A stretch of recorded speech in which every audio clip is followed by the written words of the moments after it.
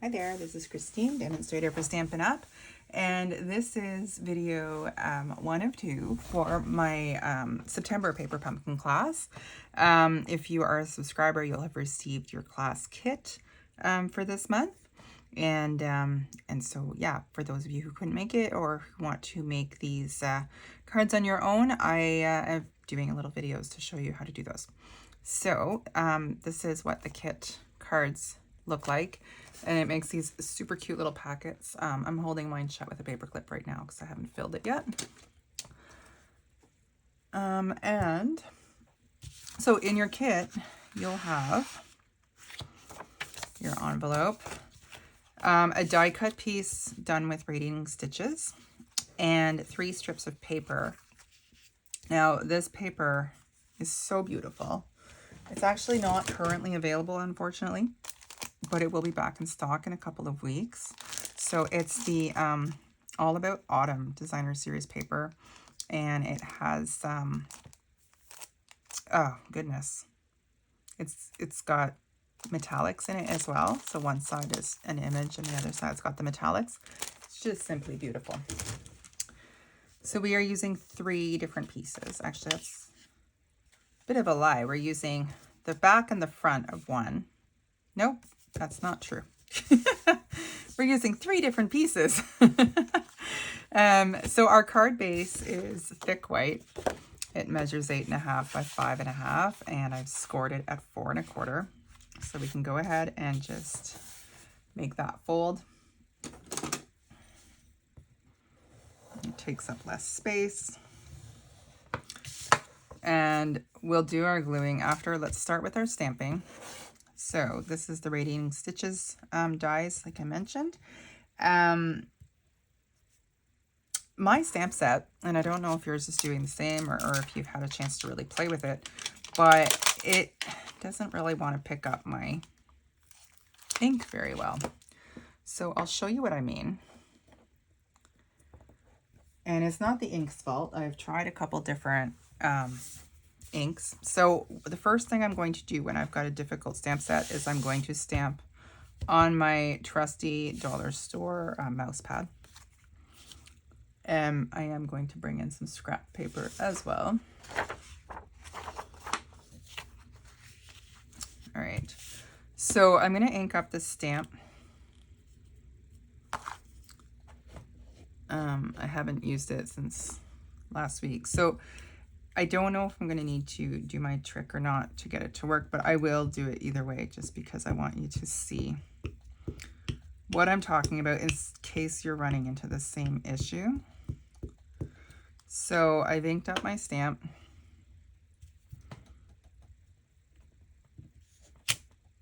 And it's all splotchy, and that's not what I want. So I'm going to clean it off. And I think I have an eraser going already. Yeah. So trusty white eraser is what I use. And I'm going to just eraser the stamp.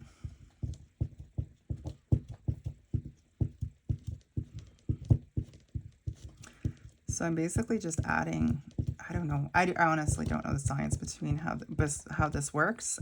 Like I said, it's the first time I have this happen, and I'm not loving it. I haven't called paper pumpkin. I could, but this does seem to work. So I've got the eraser on it. I don't know if you can tell, the sheen is pretty much gone. I'm going to just gently wipe that so that I don't have like eraser bits. And I'll show you the difference. So now the ink is staying put and is actually going on to the stamp.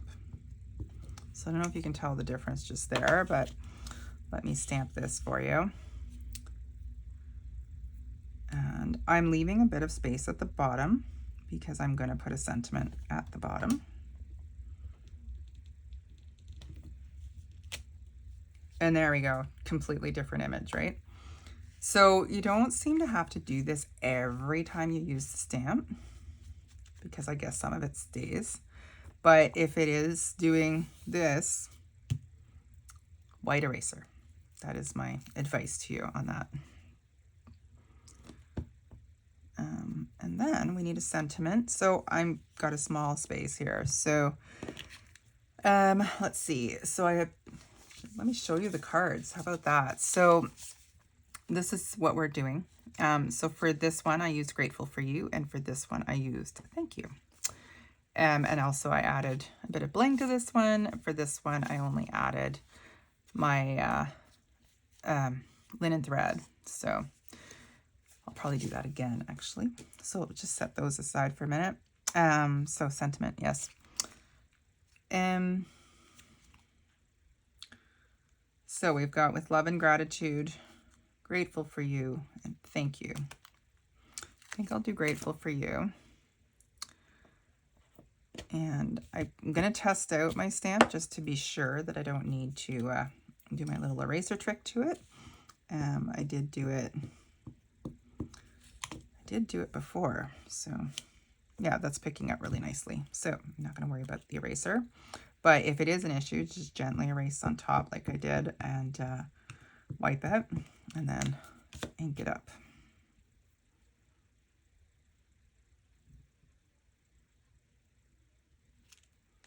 There we go. So that is the stamping portion of our card. So I'll just move this stuff out of the way. So we've got our card base. Double check. I realized in class that I unfortunately ended up cutting or forgetting to cut this piece at the 5.5 mark for some of you. So just double check it. You may need to trim a 1/2 inch off that piece. So essentially I'm lining them up like this. You can move the smaller pieces around. You can do the leaves on this side and the patterns on this side. That's entirely up to you. Trying to decide which way. There's no real way for the orientation on this. So I'm just gonna glue all those up.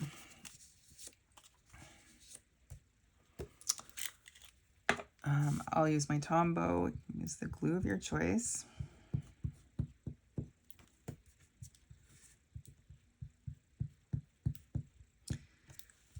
So the tricky part when you're doing a whole front of the card, I'm not doing an edge on this one, it's just the whole thing, is just to get all the pieces lined up. So I'm gonna start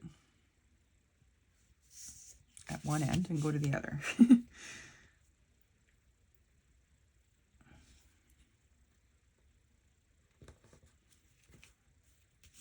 Looks pretty good, I hope. And I'm just nudging these against each other. And actually your leaves are a little bit longer, so that's right, I kind of cut these a little bit bigger so you can just overlap those. There we go. Now, before we put this piece on here, what I'm going to do is just grab, you can use a glue dot, or if you've got some tear and tape kicking around, that works really well too. So I just want a little piece. And I'm going to stick it in the middle on the back. Then I'm going to grab some linen thread. I have not measured this. I'm just finishing this roll. Oh, and another tip, if your ribbon or your thread is really curly, I just use my bone folder. You can use a pencil, whatever you've got handy to kind of uncurl it. So now that I have a non-overly curly piece, I'm going to do a faux bow. So that's the bottom.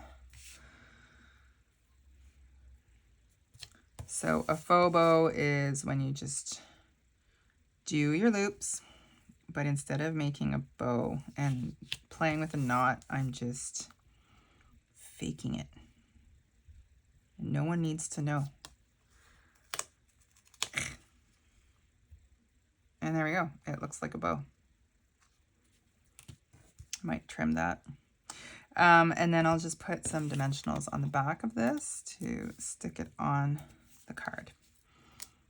Again, I'm working with my mini dimensionals, but you can use whatever you've got handy.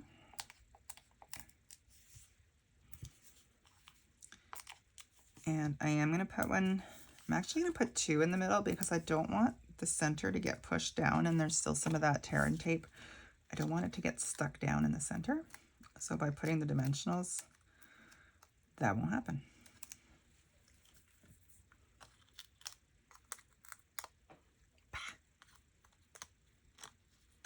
There we go.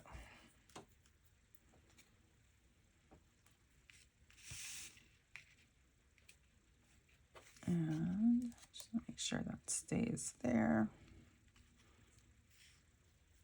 Oops.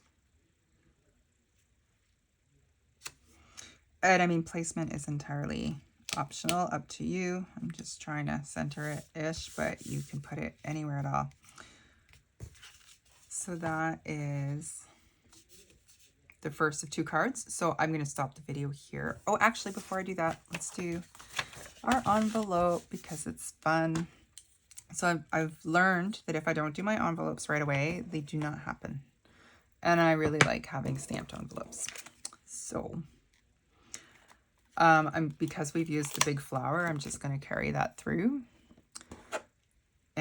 So you could kind of, actually that would look really good. Let's do that. I'm going to do it sideways. So I think I've probably got enough residue from the eraser to do this a second time. At least we'll hope so.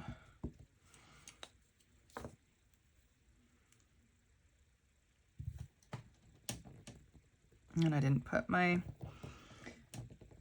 you know what? It's not making full contact. I'm going to try really hard not to wreck contact with the stamp, and I'm going to slide it over top of my